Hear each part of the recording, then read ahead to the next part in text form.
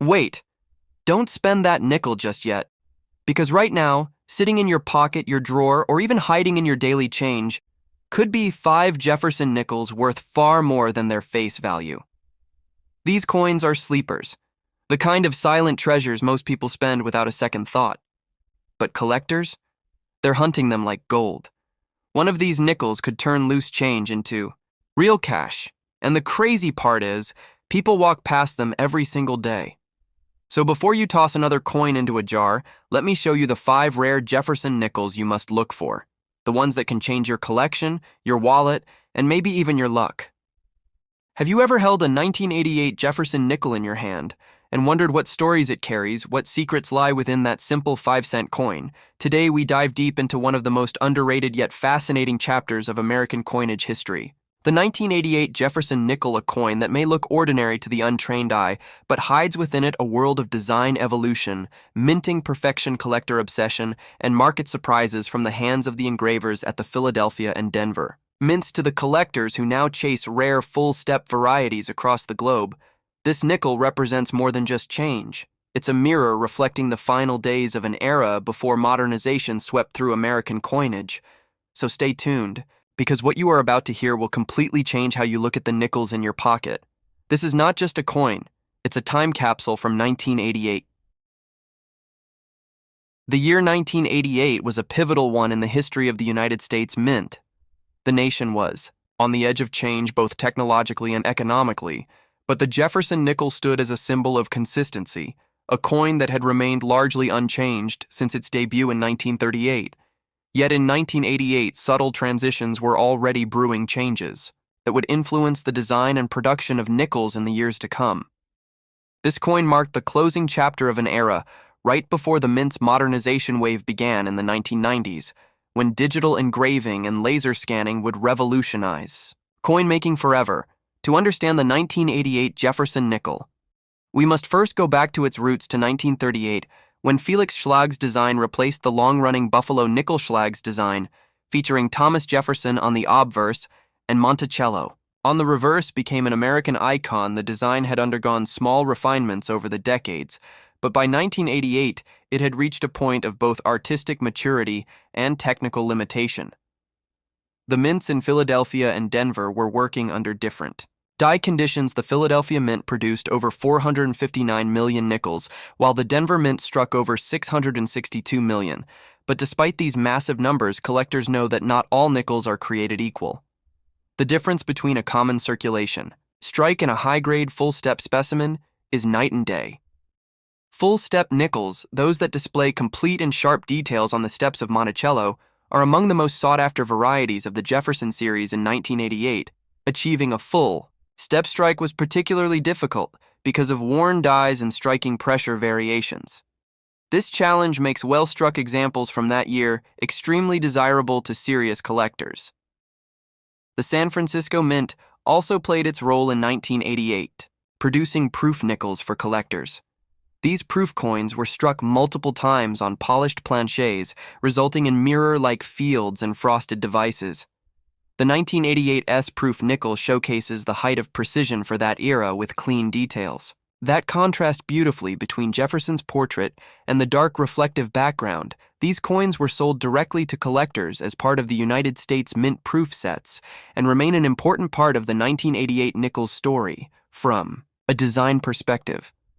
The 1988 nickel was a continuation of the traditional Schlag layout. Jefferson's profile faces left his expression calm yet determined. The word liberty written in his own handwriting connects this coin to the founding ideals of the United States on the reverse. Monticello stands proud, a symbol of Jefferson's intellect and architectural vision. However, by the late 1980s, mint engravers began noticing die fatigue and design softening, especially on Monticello's steps, which were often not fully rendered. The mint's technology of the time was still based on hand hubbing and mechanical presses, meaning that the consistency of strike varied greatly from batch to batch. Collectors today identify 3 main mint marks for 1988: the Philadelphia, with no mint mark, the Denver with a D, and the San Francisco with an S-proof issue. The Philadelphia issue is generally the most common, while Denver nickels are known for slightly better strikes and stronger details. However, the real treasures lie in high-grade examples graded by PCGS or NGC, especially those earning the coveted FS designation, which stands for full steps. These coins can fetch significant premiums in the collector market depending on their condition, rarity, and eye appeal. Interestingly, the 1988 nickel is part of a transitional era for Jefferson nickels in the years immediately following 1988.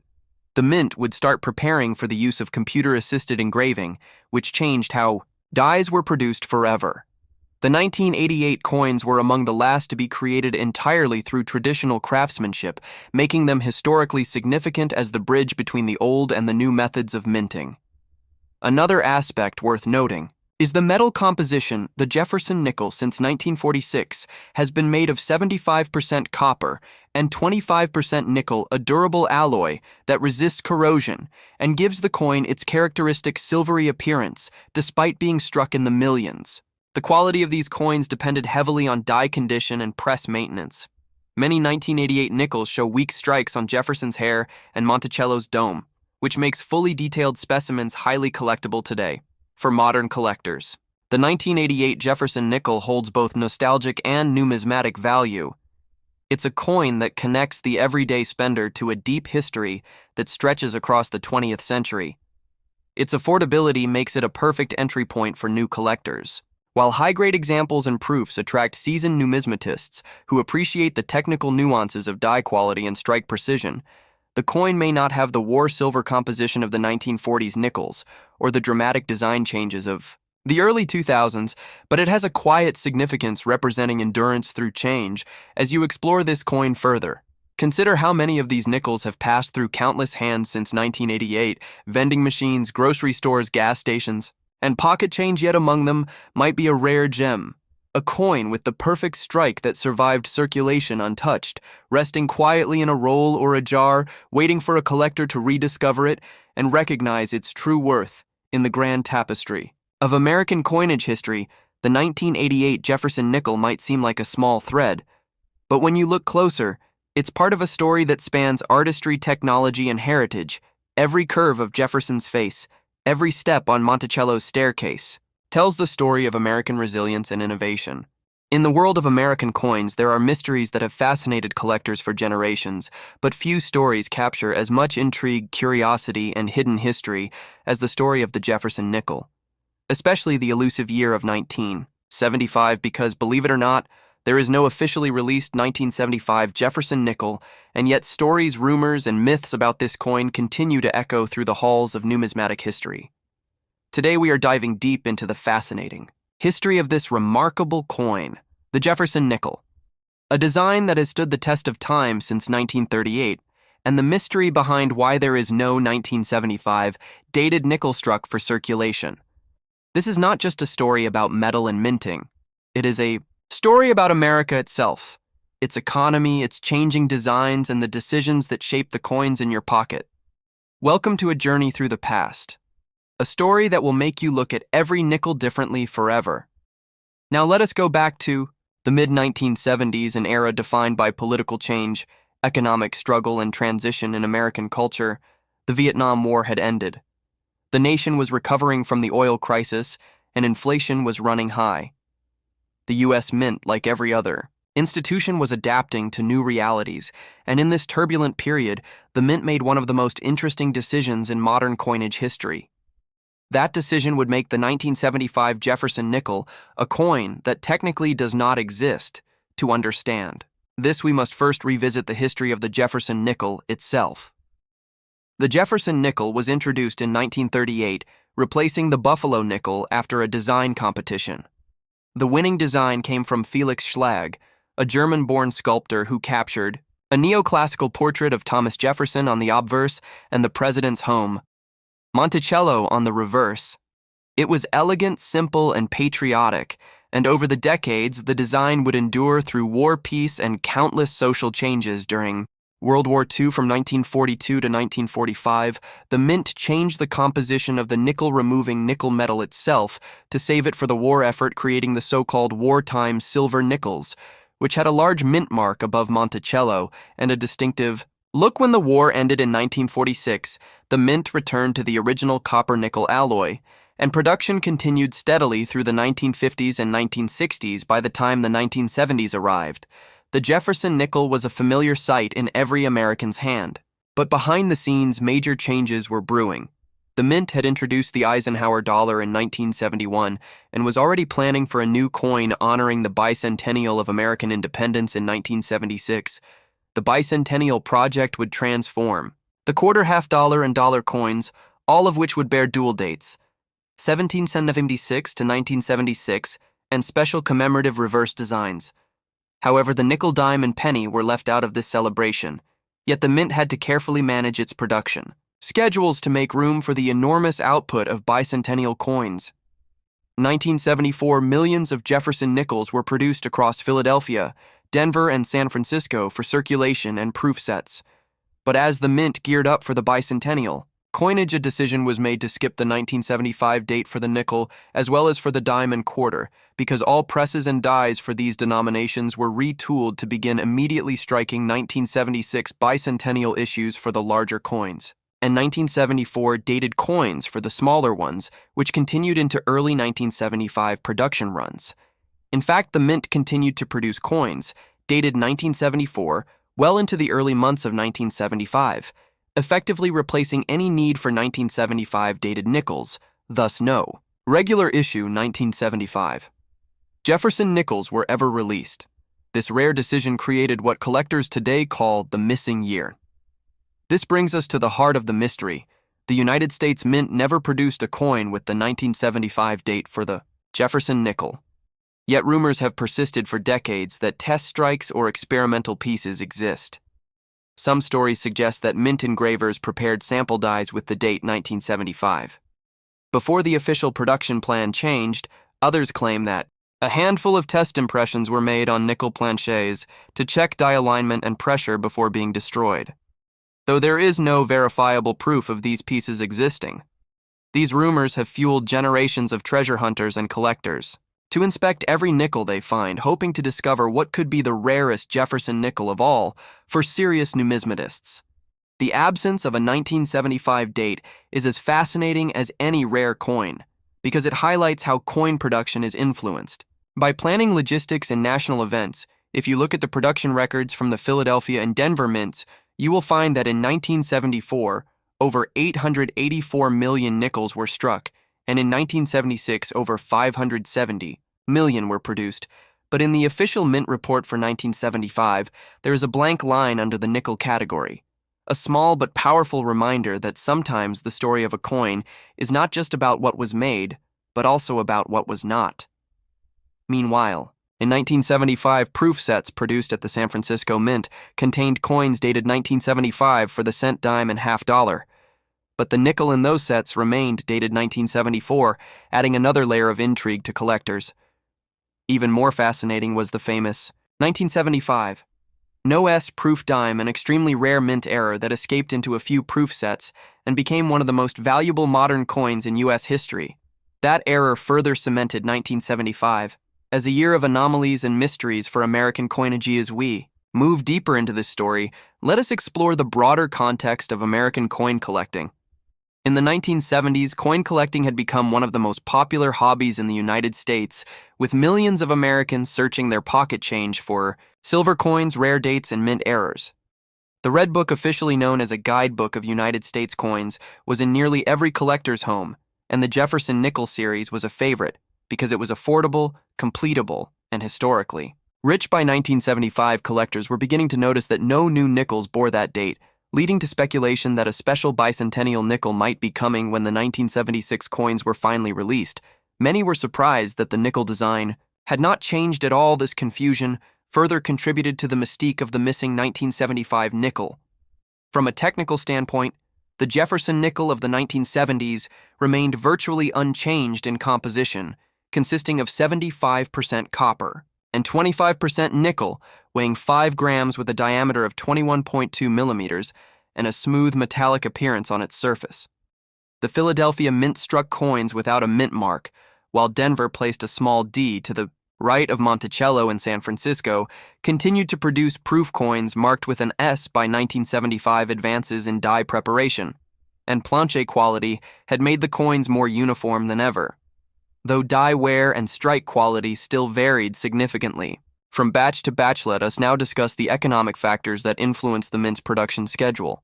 Inflation in the mid-1970s was at its highest level in decades, and metal prices fluctuated rapidly.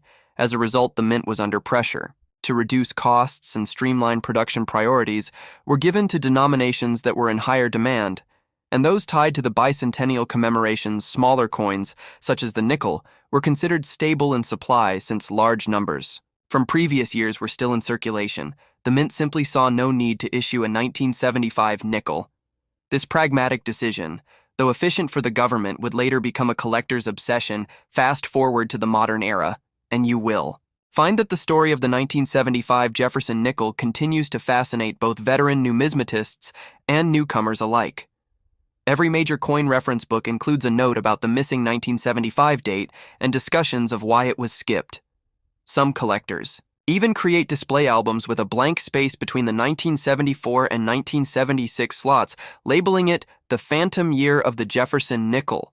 It serves as a conversation piece, a reminder of how even a small administrative choice by the mint can ripple across decades of coin collecting history. In today's numismatic market, coins from 1974 and 1976 have gained subtle attention from enthusiasts who look for transitional varieties, planche errors, or unusual die characteristics connected to the 1975 gap. Certain 1974 nickels struck in early 1975 sometimes show slightly different die wear patterns, which some collectors romanticize as indirect evidence of the missing 1975 production. Though this remains speculative, the allure of this theory keeps interest alive.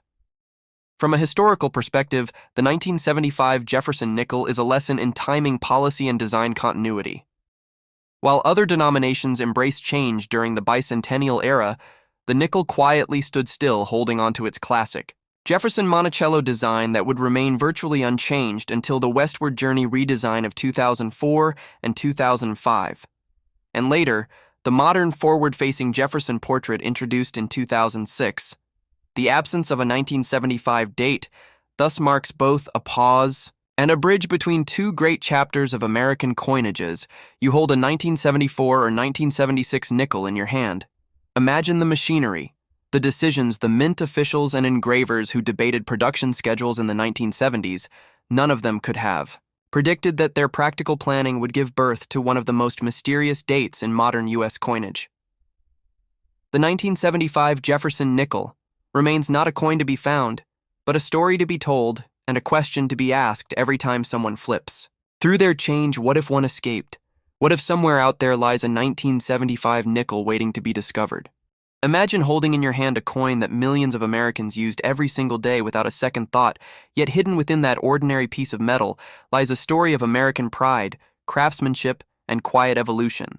The 1998 Jefferson nickel may look like any other 5-cent piece, but behind its simple design is a legacy that connects generations of mint workers, designers, and collectors from the Great Depression to the digital age. In this video, we will uncover everything about the 1998 Jefferson nickel, its origins, its subtle design, details, its production secrets, the historical context that shaped its creation, the mint marks, errors, and varieties that make certain examples worth hundreds, even thousands of dollars, and why this small coin still matters to numismatists today. If you think every nickel looks the same, think again, because the 1998 Jefferson tradition of American artistry and symbolism, built around Thomas Jefferson, one of the nation's founding fathers. By 1998, this coin had already been in production for 60 years, and though its design had remained largely unchanged since its introduction by sculptor Felix Schlag, it had become a living timeline of minting technology, evolving metal compositions, and national identity. During the late 1990s, the United States Mint was undergoing major modernization programs after decades of mechanical upgrades. The Philadelphia and Denver mints were operating with high-speed presses capable of producing billions of nickels each year. The 1998 production reflected this efficiency, combined with remarkable consistency in strike quality and detail. Yet despite technological precision, the 1998 issue stands out for subtle but significant factors that attract collectors today. In 1998, The mint produced Jefferson nickels at two main locations, Philadelphia and Denver. The Philadelphia mint pieces bore no mint mark as was customary after 1980, while the Denver mint pieces carried the small letter. Located to the right of Monticello on the reverse side, the San Francisco Mint also struck a limited number of proof coins specifically for collectors, which featured a deep cameo mirror finish produced by multiple high-pressure strikes using specially polished dies. These proof coins from the San Francisco Mint are among the most visually stunning examples of the 1998 Jefferson nickel. Their brilliance, depth, and crispness make them favorites for presentation sets and proof collections. Across America, the design itself is a continuation of Felix Schlag's 1938 creation. The obverse features a left-facing portrait of Thomas Jefferson, his gaze calm and dignified, symbolizing intellect and leadership. The inscriptions, "Liberty" and "In God We Trust" frame his profile along with the date, 1998, and the mint mark. If present on the reverse side stands Monticello Jefferson's Virginia home, a neoclassical architectural masterpiece that represents his vision of Enlightenment architecture, and self-sufficiency beneath it. The word Monticello sits in bold lettering followed by the denomination 5 cents and the nation's title United States of America.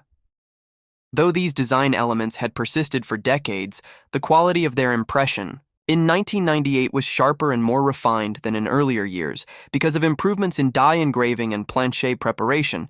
The fields were smoother, the lettering more defined, and the steps of Monticello more visible, leading to what collectors often call the full steps designation. The full steps designation is a critical detail for numismatists.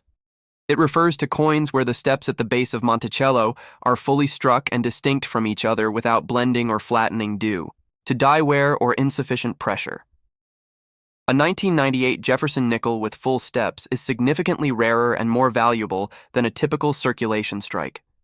Such coins demonstrate precision striking conditions and perfect die alignment for collectors searching through rolls of nickels or uncirculated mint sets.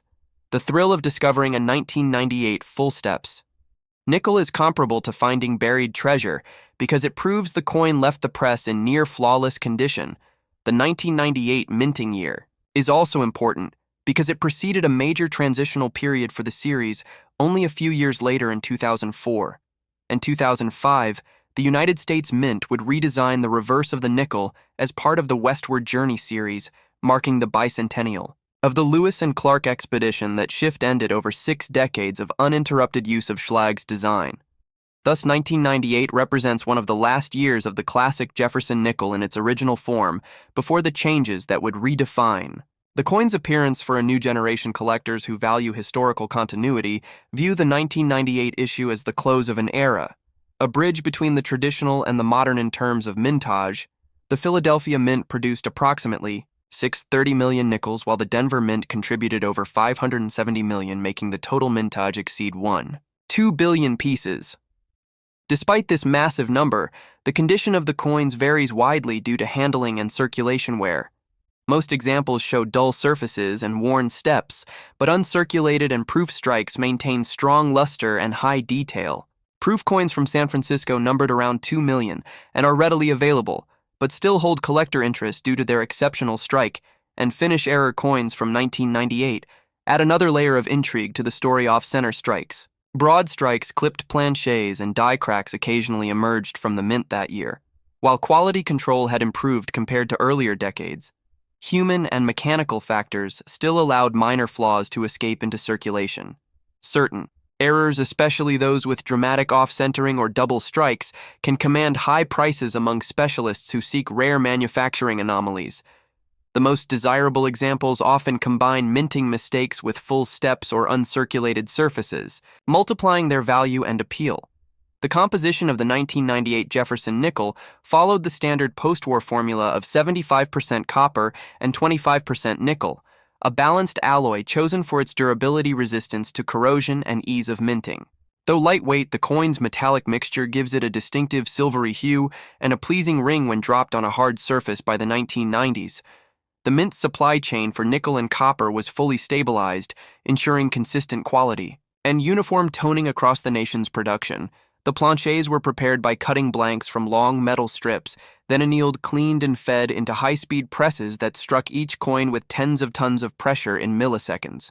This process resulted in sharp reliefs, but occasional striking weakness in high points of Jefferson's cheek or the dome of Monticello still occurred, leading to grading differences among otherwise identical pieces. Grading is another essential aspect of the 1998 Jefferson Nichols numismatic profile coins are typically evaluated on a 70-point scale developed by the Sheldon system, where Ms. 60 designates a mint state coin with noticeable marks, and Ms. 70 represents perfection. In the 1998 series, Mint State 65 and above pieces are considered premium examples. Coins with mirror-like luster and crisp details often receive MS 67 or MIMS 68 grades from major services such as PCGs and NGC, the rarest. Gems with full steps and flawless surfaces can fetch substantial prices at auction, far exceeding face value. For example, a 1998 D Jefferson nickel graded MS 68 full steps once sold for hundreds of dollars, demonstrating the strong collector demand. For top-tier quality, even from common modern dates beyond technical details, the 1998 Jefferson nickel carries cultural resonance.